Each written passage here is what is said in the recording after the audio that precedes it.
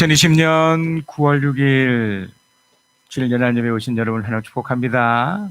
저번 주 이번 주 특별히 영상 예배로 이렇게 드리게 되었습니다.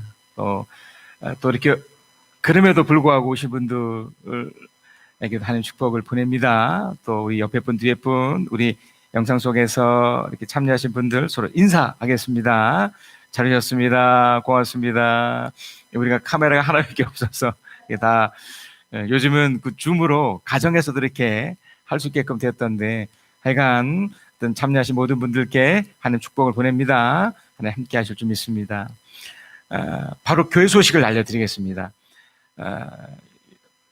지금 그 코로나 사태가 좀 심각하다고 했는데 다행히 좀 진정 국면이 됐다고 해서 하여간 이번 주 그래서 우리 다음 주 주일 예배는 금요일쯤에 오늘도 공무원이 다녀갔고 또 계속해서 또 연락이 오고 있어서 이번에는 아주 좀 이렇게 모이지 못하는 것을 좀 강력하게 하고 있어가지고 그래서 이번 주 금요일까지 지켜보고 이렇게 영상 예배가 아니라 이렇게 함께하는 예배가 가능하면 할 수 있도록 하여튼 금요일쯤 제가 이렇게 올려놓겠습니다. 그래서 이렇게 영상 예배에 참여하신 분들께서도 이렇게 참여하시면서 혹 또 우리 카톡 공간에 그 링크를 걸으셔서 또 이렇게 연결한 분 계시면 이렇게 연결하시면 되겠고, 울산 대성교회라고 유튜브를 치시면 또 이렇게 나옵니다. 그래서 한번 더 보시고 그렇게 참고를 하시면 좋겠습니다. 헌금은 인터넷 뱅킹으로 이렇게 흘러보내시면 되겠습니다. 또 매일 아침에 7시 8시 사이에 카톡 공간에 바이블 타임이 이렇게 게재되고 있습니다. 9월 달도 시작이 되었는데요. 성경 읽기, 감사 제목 쓰기, 또 중보기도 또 힘써 주셨으면 좋겠습니다. 그래서 다음 주죠. 9월 16일 주일 오후 1시에 이제 재직회가 예정이 되어 있지만 부득불 또 상황에 따라 못할 수도 있습니다. 하여간 금요일쯤에 관련된 소식을 올려드리겠습니다. 수요 기도회, 새벽 기도회는 이전처럼 계속 하겠습니다. 또 이제 대신에 이제 영상으로는 하진 않고 이렇게 육성으로 이렇게 하는 걸로 이렇게 대체를 하고 진행을 하겠습니다. 여러분 그 카톡 공간을 통해서도 보셨겠지만 이번 태풍으로 우리 지붕이 좀 영향을 받았습니다. 지금 벌써 이렇게 이쪽도 지금 물이 찼고 그리고 오늘 저녁과 내일 이렇게 또 큰 비가 오면 이제는 이제 물이 이제 새는 거죠. 이제 저쪽은 벌써 이미 센 상태가 돼 있고 그래서 근본적으로 이렇게 공사를 하지 않으면 안 됩니다. 이제 이렇게 돼버리면 조그만 비 와도 이제 곳곳에서 물이 이제 새버리는 일이 생기기 때문에 하여간 기도해 주시고 이를 위해서 우리가 좀 이렇게 노력을 좀 해야 될 것 같습니다. 영상을 하나 볼 건데요. 그 영상 예배로 참여하신 분들은 이미 그 카톡 공간에 영상 올라져 있습니다. 그 영상을 또 참고하시면 되겠고 한 3분 정도니까 한번 함께 오신 분들은 그 영상을 함께 보겠습니다. 우리 카톡 공간 안에 또 올려져 있기 때문에 후에 한번 또 보셨으면 좋겠습니다. 우리 모두 일어나셔서 수고하고 무거운 짐진 자들아 다 내게로 오라. 또 우리 함께 하나님을 찬양하겠습니다.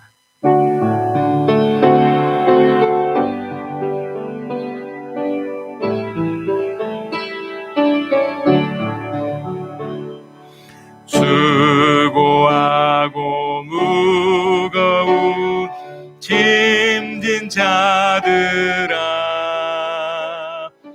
다 내게로 오라 다 내게로 오라 내가 너희를 쉬게 하리라 내가 너희를 쉬게 하리라 내 평생 사는 동안 주 찬양하리. 여호와 하나님 내 주를 찬양하리. 주님을 묵상함이 즐겁도다. 내 영혼 주 안에서 참 기쁘리. 내 영혼아 주님을 송축하라. 내 영혼아 주님을 찬양하라. 내 영혼아 주님을 송축하라. 내 영혼아 주님을 찬양하라. 우리의 신앙을 고백하는 시간을 갖겠습니다. 나는 무엇을 믿습니까? 나는 전능하신 아버지 하나님, 천지의 창조주를 믿습니다. 나는 그의 유일하신 아들, 우리 주 예수 그리스도를 믿습니다. 그는 성령으로 잉태되어 동정녀 마리아에게 나시고 본디오 빌라도에게 고난을 받아 십자가에 못 박혀 죽으시고 장사된 지 사흘 만에 죽은 자 가운데서 다시 살아나셨으며 하늘에 오르시어 전능하신 아버지 하나님 우편에 앉아 계시다가 거기로부터 살아있는 자와 죽은 자를 심판하러 오십니다. 나는 무엇을 믿습니까? 나는 성령을 믿으며 거룩한 공교회와 성도의 교제와 죄를 용서받는 것과 몸의 부활과 영생을 믿습니다. 아멘. 앉으시고 우리 영상에 참여하신 분들도 이제 우리가 몇 가지를 이렇게 함께 할 겁니다. 하나는 우리가 기도를 할 거고요. 그리고 봉헌까지 할 겁니다. 하나님께서 우리에게 너무나 많은 것들을 말씀을 하셨고요. 그런데 이런 어려운 상황이 펼쳐졌을 때 우리가 취할 수 있는 행동이 사실 별로 없습니다. 그럼에도 포기하거나 염려하거나 두려워하거나 그럴 수 있습니다. 그러나 또 다른 면도 있거든요. 하나님을 통해서 우리에게 뭔가 말씀하시는 것이 있지 않을까. 저는 며칠 전에 태풍으로 인해서 이 지붕이 날아가는 걸 보면서 무서웠습니다. 두려웠습니다. 그런데 끝나고 나서 이렇게 정리를 하는데 하나님이 또 다른 길을 열지 않으시겠나는 기대를 갖고 있습니다. 인간의 힘을 할 수 있는 것도 있지만 인간의 힘을 할 수 없는 것들이 훨씬 더 많기 때문에 기도가 필요하지 않겠습니까? 이 시간 함께 기도할 때 영상을 참여하신 분들도 현실 속에서 하나님이 정말 필요하고 하나님의 은혜가 또 하나님의 기적이 필요할 때인 것 같습니다. 하나님 도와달라고 그렇게 기도해 주시고 또한 우리가 또 작지만 우리의 마음을 흘러보내는 여러분 모두 다 힘들고 어려운 상황이지만 그럼에도 누군가의 그 필요를 따라서 또 흘러보낼 때 하나님이 더 많은 것으로 또 갚으시라 믿습니다. 그래서 우리 자신을 위해서 또 여러 가지 놓고 또 기도하시고 또 마음을 담은 또 봉헌까지 또 그렇게 하겠습니다. 그 마치는입니다. 그리고 391장 우리 함께 자신 후에 대표로 제가 기도하겠습니다. 예수가 거느리시니 즐겁고 편안하구나. 주야의 자고 깨는 거 예수가 거느리시네. 주 날 항상 돌보시고 날 친히 거느리시네. 주 날 항상 돌보시고 날 친히 거느리시네. 때때로 괴로움 당하며 때때로 기쁨 누리네. 풍파 중에 쉬고 편안하시는 주나 항상 돌보시고 날 친히 거느리시네. 주 날 항상 돌보시고 날 친히 거느리시네. 내 주의 손을 붙잡고 천국에 올라가겠네. 괴로우나 즐거우나 예수가 거느리시네. 주 날 항상 돌보시고 날 친히 거느리시네. 주 날 항상 돌보시고 날 친히 거느리시네. 이 세상이 변할 때에 마귀의 권세 이기네. 천국에 가는 그 길도 예수가 거느리시네. 주 날 항상 돌보시고 날 친히 거느리시네. 주 날 항상 돌보시고 날 친히 거느리시네. 놀라운 구세주 391장입니다.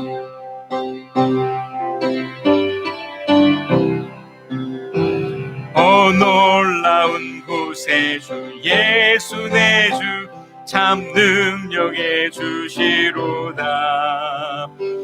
큰 바위 및 안전한 그곳으로 내 영혼을 숨기시네.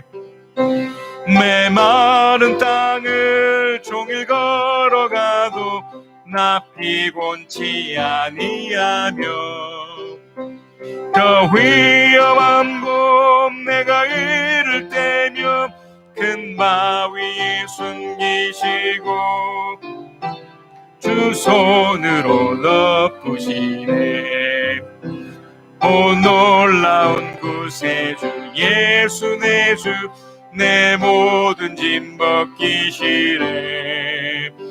큰 예선 날 끌어올리시며 또 나에게 힘 주시네.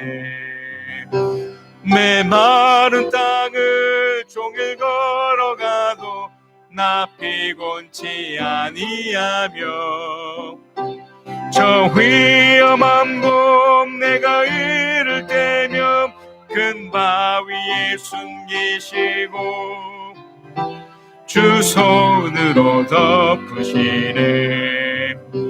측량몰 다른 애로 채우시며 늘 성령에 감아주사 큰 기쁨 중 주님을 찬양토록 내 맘 도우시네. 메마른 땅을 종일 걸어가도 나 피곤치 아니하며 저 위험한 곳 내가 이를 때면 큰 바위에 숨기시고 주 손으로 덮으시네. 주 예수님 공중에 임하실 때 나 일어나 맞이하리. 그 구원의 은총을 노래하리. 저 천군과 천사 함께 메마른 땅을 종일 걸어가도 나 피곤치 아니하며 저 위험한 곳 내가 이를 때면 큰 바위에 숨기시고 주 손으로 덮으시네. 우리 기도합니다. 하나님 감사합니다. 예수가 거느리시고 우리 함께 하시니 특별히 귀한 시간에 하나님 저를 찾아 이렇게 주일 연합 예배로 드리게 하심을 감사합니다. 또한 상황에 따라 영상으로 부독불 참여한 분들에게도 하나님 이 예배가 하나님의 은혜와 또 본인의 축복을 누리는 놀라운 시간을 인도해 주시옵소서. 상황 힘들고 어렵다 하더라도 주님의 그 놀라운 뜻을 발견케 해주시고 그래서 좌절하거나 포기하거나 또한 염려하지 않게 하시며 오히려 이걸 통해서 감사가 넘치도록 역사하여 주시옵소서. 또한 교회적으로 하나님, 이번에 태풍으로 큰 어려움을 맞았습니다. 하나님께서 도와주셔서 또 다음 길을 열어주셔서 수리도 잘 되게 도와주시고, 또한 우리 성도들 각 가정 가운데 이 코로나 사태로 인해서 또 이 태풍으로 인해서 또 여러 가지 현실적 문제들로 인해서 고민하고 힘들어하고 아파하고 고통받는 분들이 계십니다. 또한 육체적인 어려움도 있는 분들도 계십니다. 주님 이 시간 임재하시고 찾아가셔서 고쳐주시고 싸매주시고 바꿔주셔서 우리 주 예수 그리스도가 죽으셨던 그 이유가 드러나도록 역사하여 주시옵소서. 또한 하나님, 선교사로 섬기시는 분들, 또 여러 가지 현장 속에서 사역하시는 분들이 있습니다. 또한 담임 목사를 또 지켜주셔서 이 어려운 일들을 잘 극복하게 도와주시고 주의 종으로 주어진 일들을 감당할 수 있도록 축복하여 주시옵소서. 더불어 교회 속에 이름도 없고 빛도 없이 묵묵히 최선의 그 일들을 감당하고 또한 주신 것의 일부를 또 흘러보내는 귀한 분들도 있습니다. 11조를 흘러보내며 감사헌금을 흘러보내며 주정헌금을 흘러보내는 귀한 분들이 있습니다. 하나님 이 귀한 물질을 통해서도 준 영광 받아주시고 그 마음 가운데 만에나 혹여나 시험 들지 않게 해주시며 이걸 통해서 더욱더 준 영광 돌리며 많은 이들에게 선한 영향이 되도록 역사하시고 도와주시옵소서. 하나님 이 예배 가운데 이 말씀 가운데 이 참여 가운데 하나님의 크신 은혜와 축복을 내려 주시옵소서. 이 모든 말씀 우리 주 예수 그리스도의 이름으로 기도하였습니다. 아멘.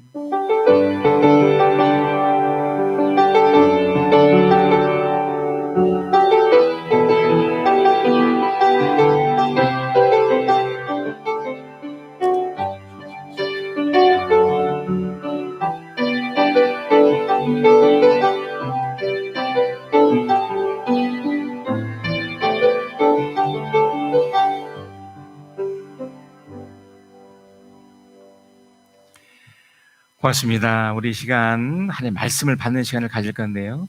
우리 모두 일어나셔서 또는 영상을 참여하신 분들도 좀 이렇게 받은 제사를 이렇게 가주셔서 하나님의 말씀을 함께 읽겠습니다. 여러분이 갖고 계신 성경 혹은 이미 카톡 공간에 올려져 있는 여러분의 주보 안에 우리 성경이 게재되어 있습니다. 자, 마가복음 1장 21절에서 28절까지입니다. 마가복음 1장 21절로 28절 말씀 우리 한 목소리 함께 읽겠습니다. 시작. 그들은 가버나움으로 들어갔다. 예수께서 안식일에 곧바로 회당에 들어가서 가르치셨는데 사람들은 그의 가르침에 놀랐다. 예수께서 율법학자들과는 달리 권위 있게 가르치셨기 때문이다. 그때에 회당에 악한 귀신 들린 사람이 하나 있었는데 그가 큰 소리로 이렇게 말하였다. 나사렛 사람 예수님, 왜 우리를 간섭하려 하십니까? 우리를 없애려고 오셨습니까? 나는 당신이 누구인지 압니다. 하나님께서 보내신 거룩한 분입니다. 예수께서 그를 꾸짖어 말씀하셨다. 입을 다물고 이 사람에게서 나가라. 그러자 악한 귀신은 그에게 경련을 일으켜 놓고서 큰 소리를 지르며 떠나갔다. 사람들이 모두 놀라서 이게 어찌된 일이냐, 권위 있는 새로운 가르침이다. 그가 악한 귀신들에게 명하시니 그들도 복종하는구나 하면서 서로 물었다. 그리하여 예수의 소문이 곧 갈릴리 주위의 온 지역에 두루 퍼졌다. 아멘. 감사합니다. 우리 시간 옆에 분 뒤에 분 축복 나눔을 할까요? 우리 영상으로 참여하신 분들도 우리 식구들이 있다면 이렇게 축복을 해주십시다.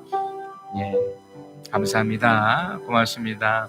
우리 식구들 안에도 하나님 축복 이렇게 임하셨으면 좋겠습니다. 또 이렇게 또 이 엄중한 시기에도 이렇게 또 교회를 찾으신 분들에게도 하나님 축복과 하나님 은혜를 또 흘러보냅니다. 이렇게 누리시고 또 흘러보내셨으면 참 좋겠습니다.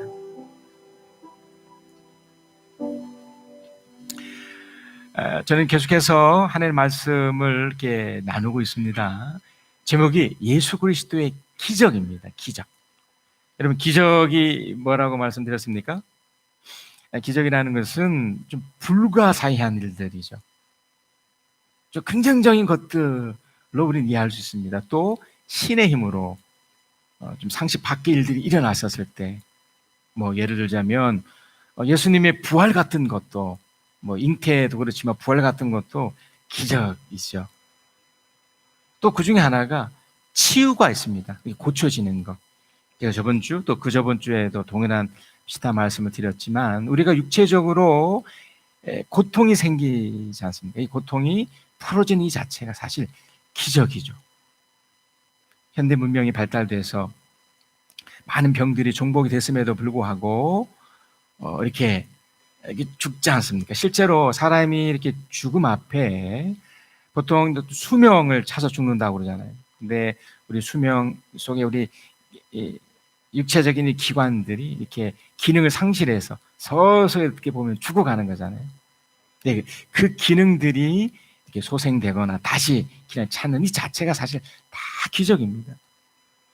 그런데 우리는 이 하나님으로 인한 이 기적을 어떻게 보면 흔하게 볼 수 있어서 그런지, 아니면 그걸 무시해서 그런지 모르겠지만 놓치고 있죠. 사실 여러분, 지금 우리가 겪고 있는 이런 이 전염병의 대유행은 늘 역사적으로도 시대마다 있었습니다. 드러나지 않았을 뿐이지. 뭐 여러분 아시는 뭐 코로나라든지 소아마비라든지, 이게 지금 그 어릴 때 예방 접종을 하지 않습니까? 그러니까 이전에 어마어마하게 많은 이들이 이런 질병들에 죽었었거든요. 그런데 하나님이 특별히 지금 이 시대에 사는 사람들에게는 그런 기회를 주셨던 거고, 이 코로나 이 사태도 비슷한 그 과정을 거칠 겁니다. 그래서 또 백신이 언젠가는 또 만들어질 거고, 또 이것도 정복이 되겠죠. 그러니까 이런 내용들이 다 기적입니다. 기적.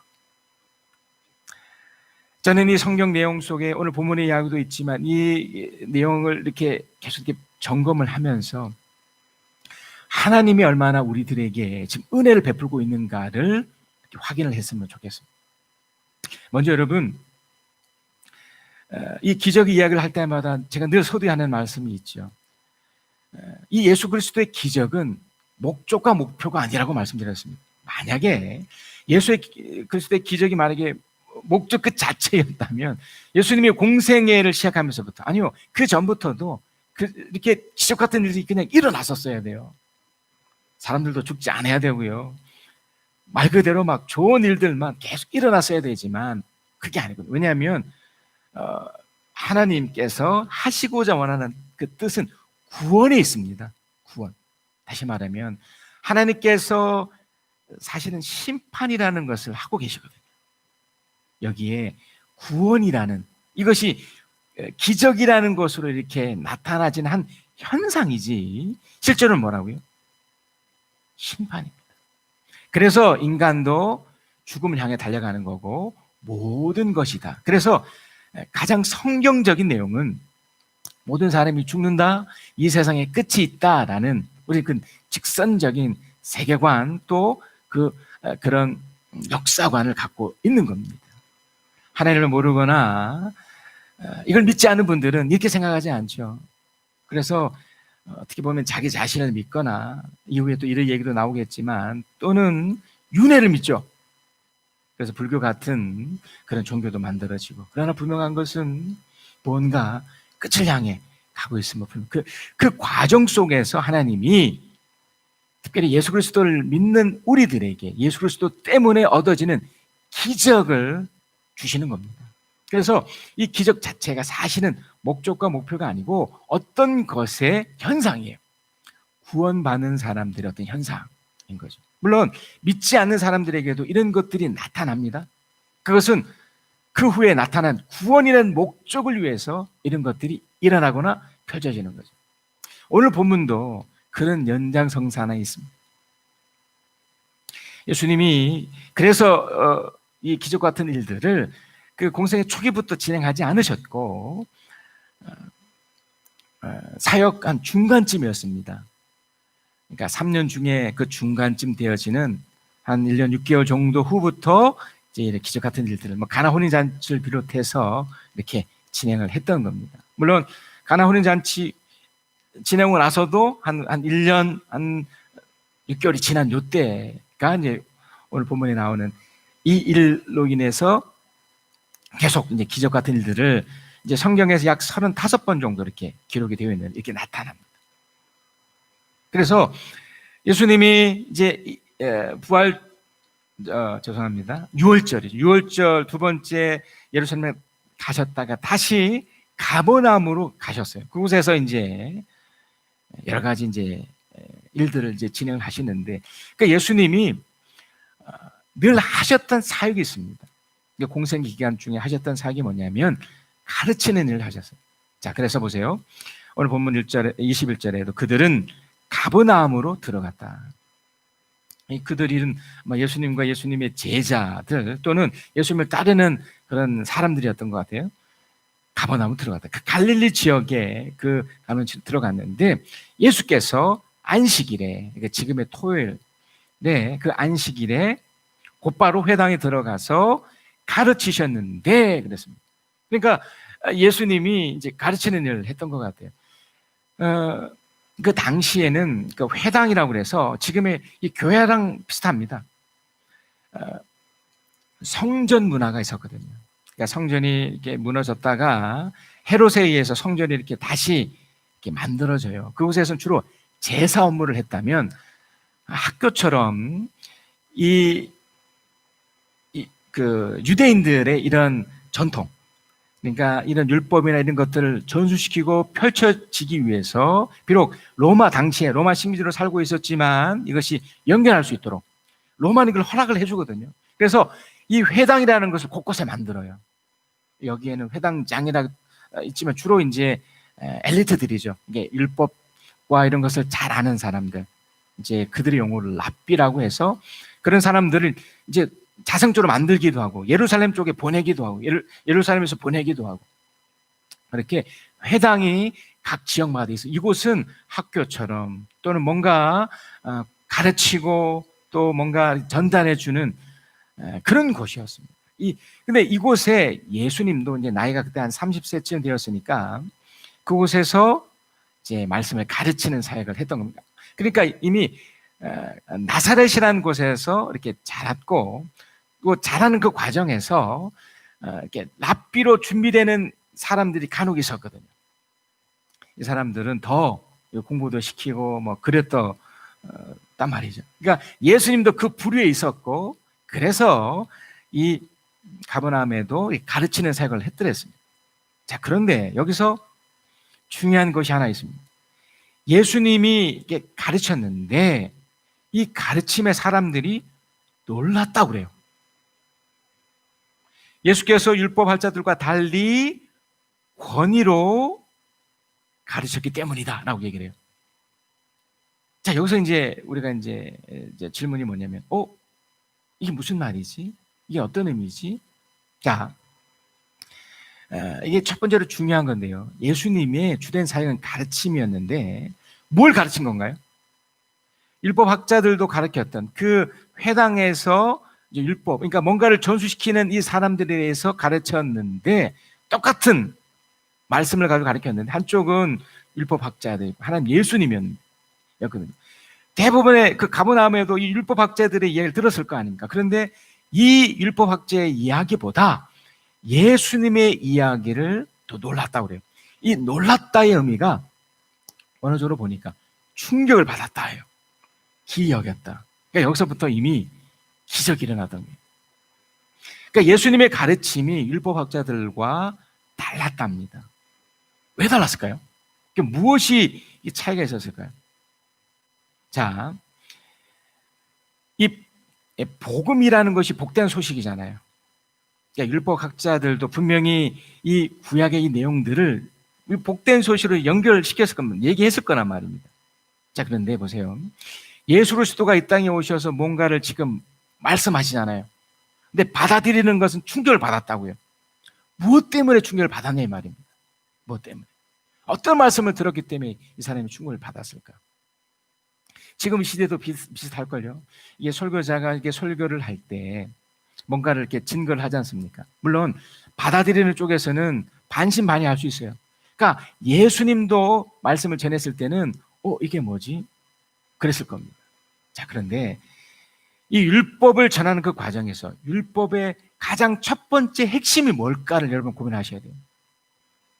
이미 제가 서두에도 이미 말씀드렸듯이 성경은 하나님의 사랑 이전에 뭘 먼저 말씀하셨을까요? 죄를 말합니다. 다시 말하면 우리에게 왜 이 말씀이 충격적으로 받아들일 수밖에 없느냐면 심판을 말하기 때문에 그래요. 예수님이 오셔서 사실은 본인이 오셨으니까 구원자로서 오셨잖아요. 그런데 예수님이 결국 죽으시잖아요. 이 부분. 말씀은, 하나님의 말씀이 선포될 때는 분명 사랑과 은혜와 평안과 회복과 이 모든 것이 일어납니다. 그런데 무엇에 대한 회복이며 무엇에 대한 구원이며 무엇에 대한 사랑과 은혜입니까? 심판이죠. 그래서 충격인 거예요. 그러니까 심판이라는 이것을 듣지 못하면 구원이 무슨 의미가 있어요? 무엇에 대한 구원이 있는 의미가 없잖아요. 다시 말하면 우리가 잘 살고 있는데 아무런 아무 일도 일어나지 않는다는데 좋다는데 거기에 무슨 구원이 필요가 있고 무슨 회복이 필요 있고 내가 건강한데 그렇지 않겠습니까? 무엇이 있습니까? 죽는다가 있기 때문에 그래요. 왜 말씀이 충격적이냐면 왜 우리들에게도 그러냐면 너 죽을 수 있다가 있기 때문에 그래요. 심판이라는 것이 아직 우리들에게 펼쳐지지 않았기 때문에 그냥 일어나지 않는 거라고 그냥 여겨서 그런 거지 실제는 어떻습니까? 며칠 전에 있었던 그 태풍 정말 오랜만에 저도 겪어봤는데 무서웠습니다. 진짜 2시부터 새벽 3시쯤 제가 수요 기도회 마치고 좀 느낌도 안 좋았고 왜냐하면 물론 매스컴을 통해서도 들었지만 육감이라고 그러잖아요. 뭔가 이제 아니나 다를까 그 바람 소리가 여러분도 느끼신 분도 있으셨잖아요. 그 바람 소리가 특히 이쪽은 이 빌딩들이 있잖아요. 높은 아파트들이 있으니까 여기서 그 막 전율시키는 그 희한한 무시무시한 그 바람 소리가 있어요. 슉슉 하는 소리가 너무너무 무서워요. 더군다나 막 정전까지 돼버렸잖아요. 그리고 이 지붕에 이 타르가 이 싱글이 막 떨어져 나가는데 제가 보이잖아요. 칠흑같이 어둠이지만 이게 펄펄 떨어진 게 제가 옥상까지 올라갔잖아요. 그 바람과 그 현상들이 무서워 공포가 생기더라고요. 그때 어떤 기도를 할 수 있을까요? 도와주세요. 살려달라는 기도밖에 더 하겠습니다.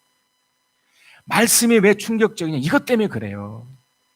예수 그리스도가 이 땅에 오신 것은 구원자로 오셨지만 한편은 어떤 것으로 오신 겁니까? 심판자로 오신 거거든요.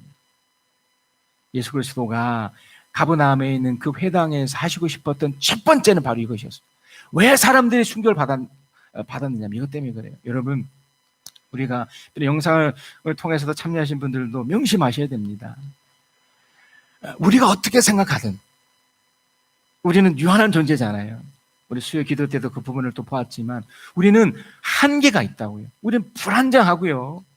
지금은 괜찮을지 몰라도 우리는 시시각각 우리 마음도 변할 뿐만 아니라 언제든지 넘어지고 깨어지고 무너지고 그런 존재라는 거예요. 그래서 주님이 하나님을 그러니까 예수 그리스도를 믿지 않는 경우와 예수 그리스도를 믿는 경우를 분명하게 제시해 놓으신 거예요. 여러분이 안 받으려도 좋아요. 그걸 받아들이지 않아도 어쩔 수 없어요. 역사적 사실. 성경에서 눈에 보이지 않지만 하나님 하시고 싶은 첫 번째 말씀은 내가 곧 오겠다. 심판을 하겠다는 겁니다. 이건 예외가 없습니다. 믿는 사람이든 믿지 않는 사람 모두 다 그 심판 대표에 선다니까요. 그렇지 않다는 자, 이 와중에 이제 이 충격을 받았지 않습니까? 이런 증거를 보여주는 거예요. 그 다음 내용이 예수님이 이렇게 충격을 받을 만한 일 말씀을 딱 전했을 때, 물론 여기에는 회복이 있습니다. 구원이 있습니다. 근데 이 와중에 회당에 귀신 들린 사람이 한 사람이 나타나요. 자, 이것도 보세요. 아이러니하죠? 회당 안에, 이 회당 안에 보통 유대인들이 오잖아요. 오는데 거기에 귀신 들린 한 사람이, 귀신 들렸다는 것을 여러분 오해하시면 안 돼요.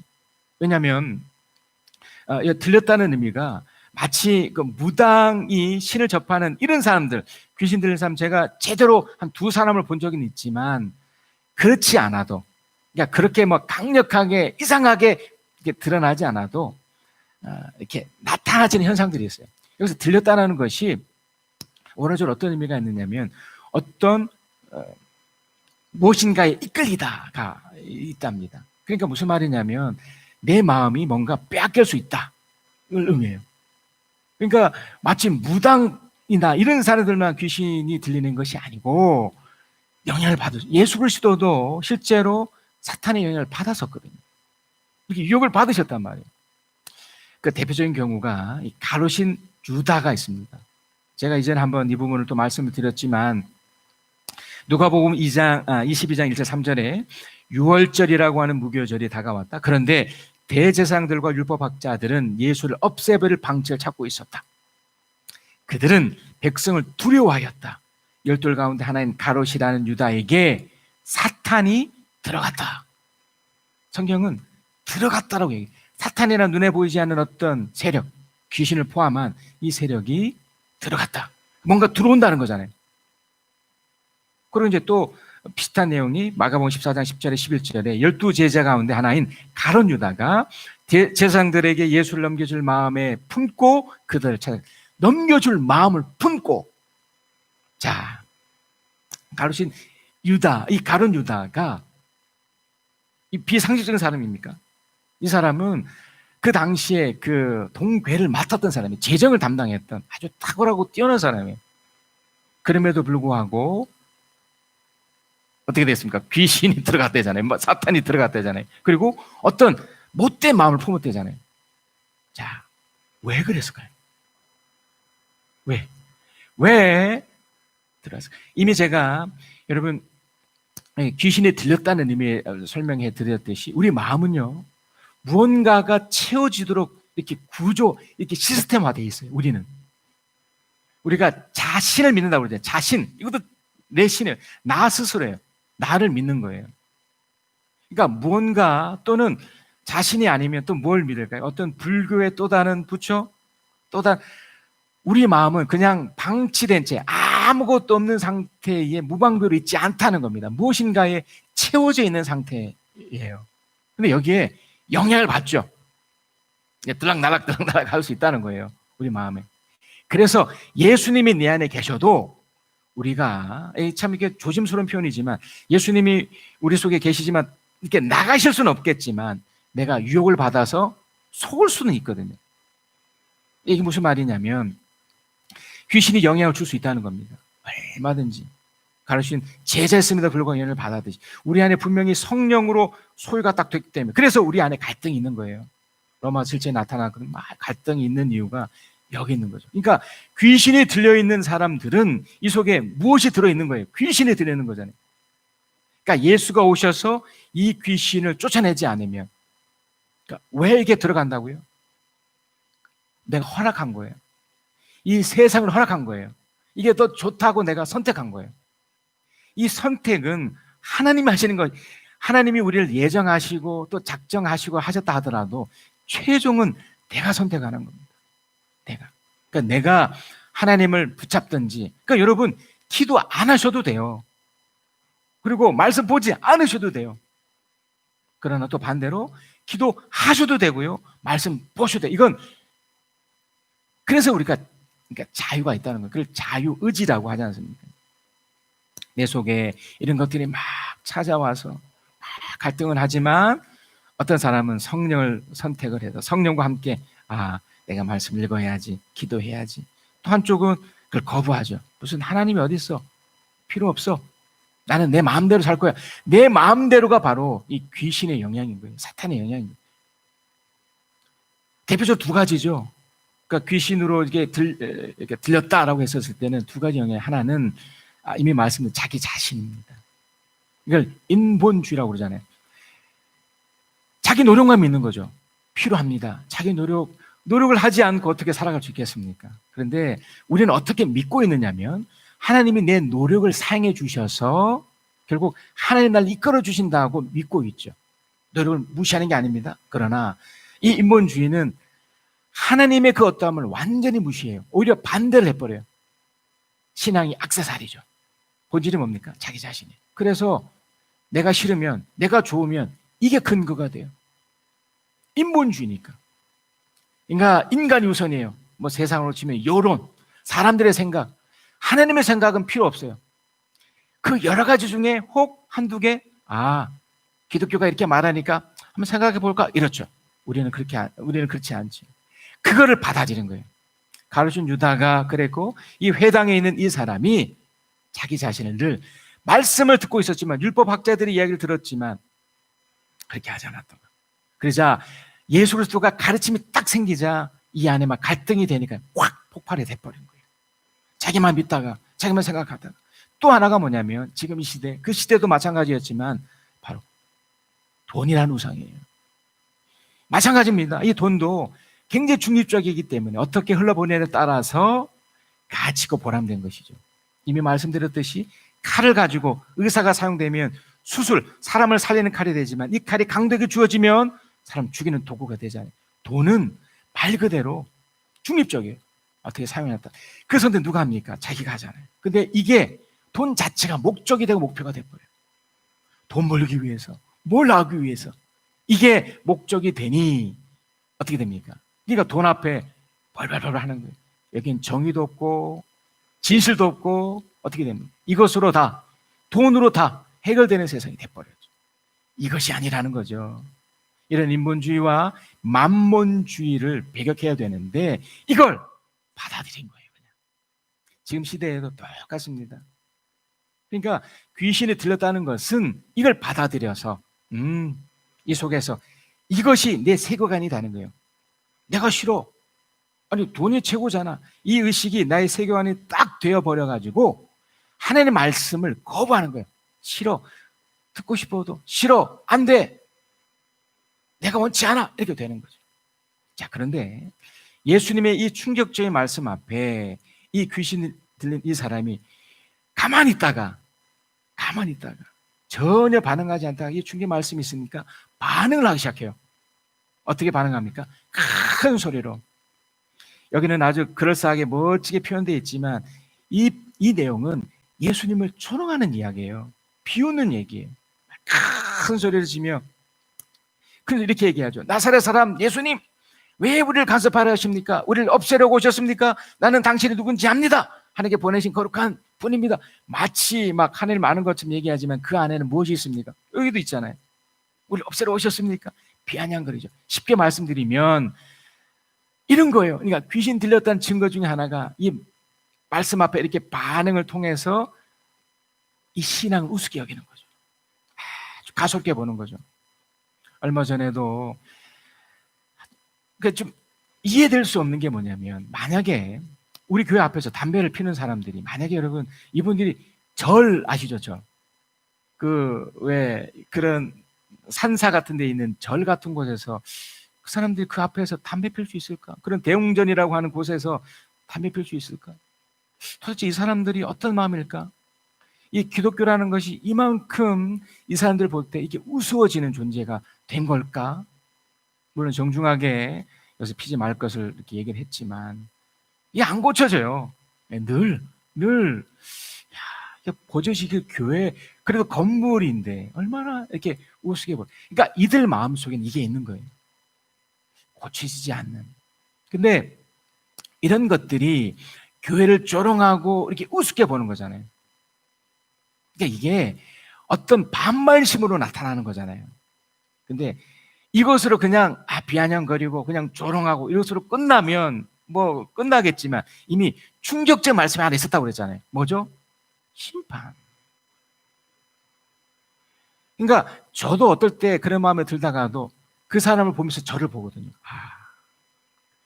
내가 만약에 저 사람 입장에서 저렇게 했었을 때 이걸 바라보는 하나님이 어떻게 하실까? 주님이 그걸 하고 있는 거예요. 여러분, 그리스도의 기적은 이제 이렇게 시작이 되는 거예요. 하나님을 잘못 믿거나 또는 하나님을 우습게 여기는 사람들에게 하나님이 하시는 일관된 패턴이 있어요. 그 첫 번째가 예수께서 그를 꾸짖어 말씀하셨다. 이 꾸짖어예요, 꾸짖어.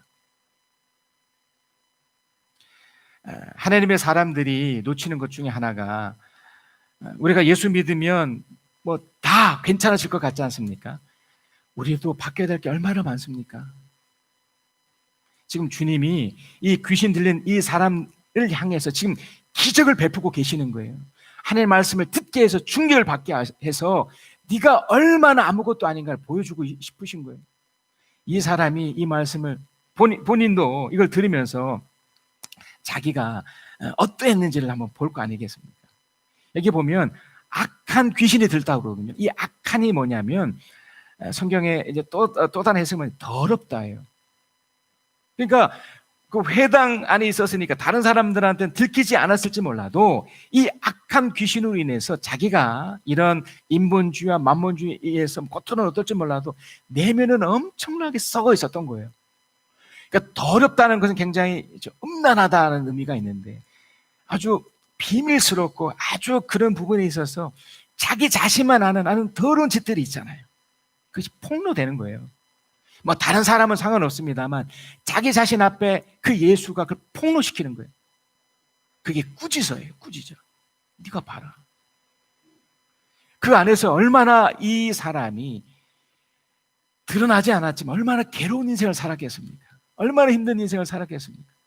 회당에 갈 때마다 귀신이 들려있는 상태에서 뭐 드러내진 않았지만 충격적인 말씀을 들었기 망정이지 안 들었다면 이 모습으로 평생을 살았을 거 아닙니까? 겉으로는 막 그런 척 이런 척 하며 살다가 집에 가서 혼자 있을 때는 얼마나 괴로워하고 힘들어하고 수많은 온갖 그런 추악하고 음란하고 더러운 짓들을 계속 혼자 하면서 또 번뇌하고 후회하고 이런 것들을 하면서 얼마나 피폐되어 있었겠습니까?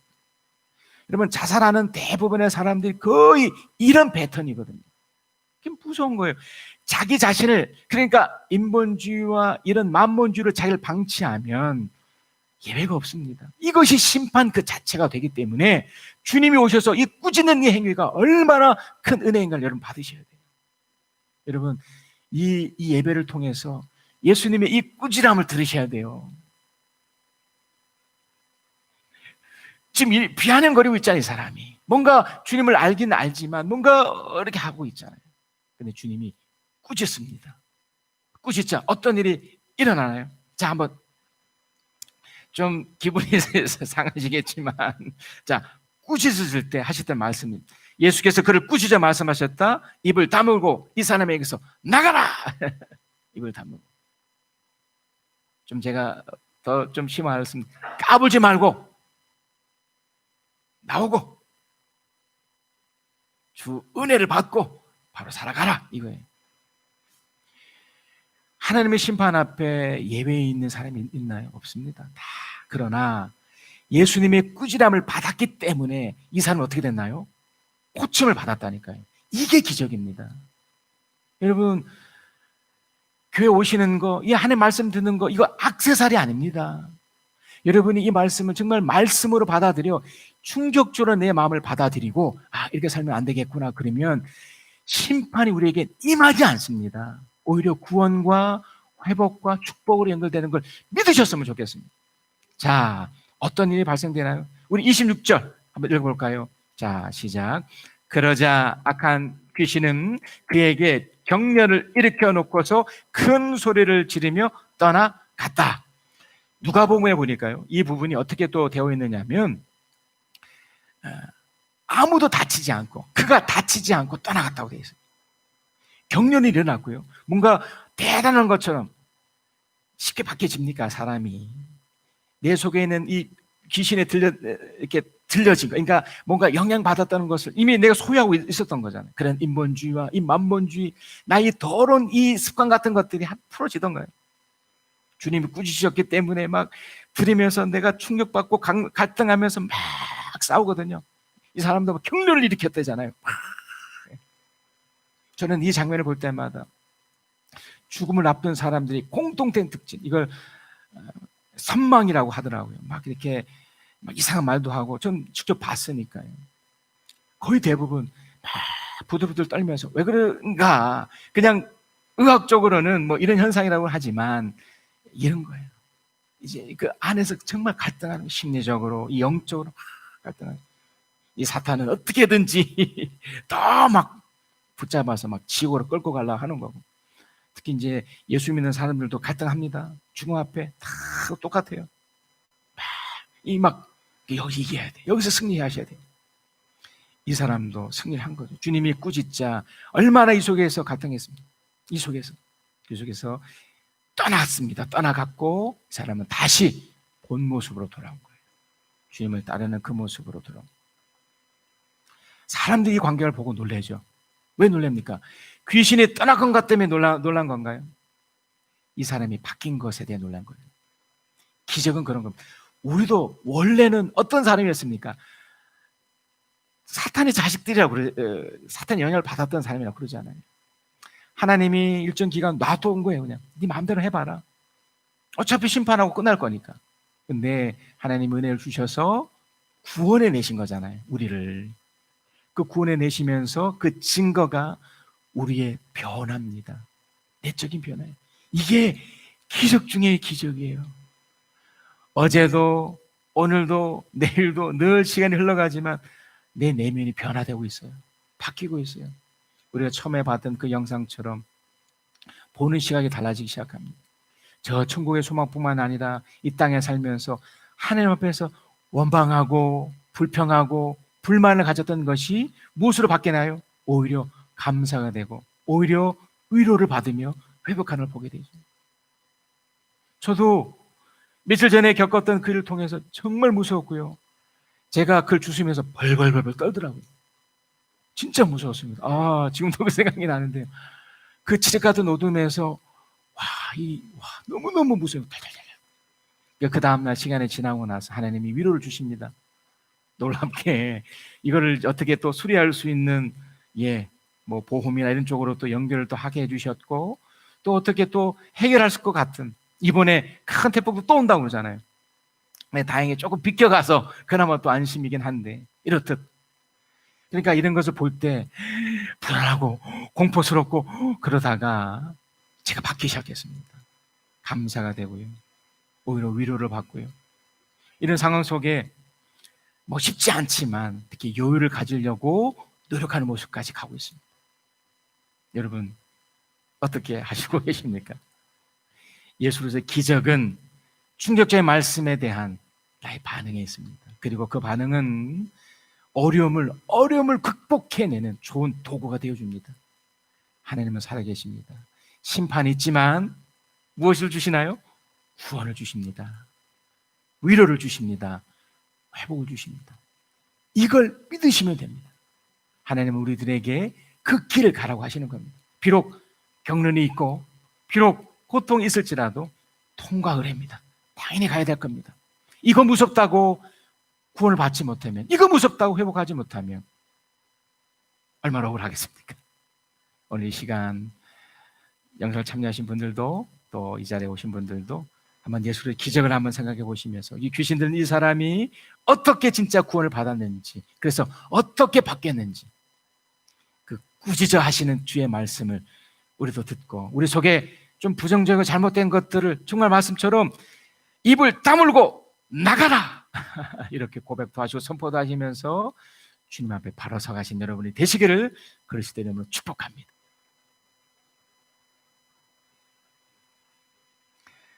사랑의 하나님, 감사합니다. 우리가 무엇이 간데 이렇게 어려운 상황 속에서도 우리를 구원해 주셨고 회복해 주시나요? 오늘 귀한 말씀을 통해서 이것이 얼마나 큰 충격인지를 압니다. 벌써 끝이 났었어야 됩니다. 벌써 뭔가 더 크고 더 엄청난 것이 내 삶 속에 일어났었어야 됩니다. 그런데도 하나님 우리를 그 죽음에서 구원해 주시고 그 질병에서 구원해 주시고 그 아픈 고통에서 구원해 주시고 또 이렇게 살아가게 하심을 감사합니다. 또 이만큼이나마 함께해 주셔서 감사합니다. 하나님, 이 충격적인 말씀을 들어 이 꾸짖음을 귀하게 받아들여 예수 그리스도의 기적이 내 삶이 되도록 인도하여 주시옵소서. 그 귀신 들려서 고침을 받은 그 사람처럼 나도 늘 주님 앞에서 고침을 받아 주를 위해서 묵묵히 살아가는 믿음의 사람 되게 하여 주시옵소서. 영상을 통해 참여하신 분들도 통연한 은혜로 함께하여 주시옵소서. 이 모든 말씀 우리 주 예수 그리스도의 이름으로 기도하였습니다. 아멘. 우리 모두 일어나셔서 우리 마지막 찬양하시고 축복 기도로 마치겠습니다. 전능하신 주 나의 하나님, 전능하신 나의 주 하나님을 능치 못하실 일 전혀. 한 번 더 하십시다. 신실하신 나의 주 하나님은 우리의 모든 괴로움 바꿀 수 있네. 불가능한 일 행하시고 죽은 자를 일으키시니 그를 이길 자 아무도 없네. 주의 말씀 의지하여 깊은 곳에 금을 던져 오늘 그가 놀라운 일을 이루시는 것 보라. 주의 말씀 의지하여 믿음으로 금을 던져 믿는 자에게 능치 못함 없네. 아멘. 지금은 우리 주 예수 그리스도의 은혜와 아버지 하나님의 크신 사랑하심과 우리 주 성령 하나님의 위로하심, 교통하심, 함께하심이 주의 말씀을 듣고 이 충격적 말씀을 깨닫고 알아서 주님의 그 꾸짖으신 말씀 앞에 변화를 받아 이 땅 가운데 가장 가치있고 보람되게 살기를 소망하며 그렇게 살아가는 하나님의 사람들 위해, 또한 이 영상을 통해서 또 이제 참석하신 모든 분들 위해 지금부터 영원까지 함께 계실지어다. 아멘. 하나님께 오셔서 인도해 주시고 만져주시고 역사하시고 도와주시고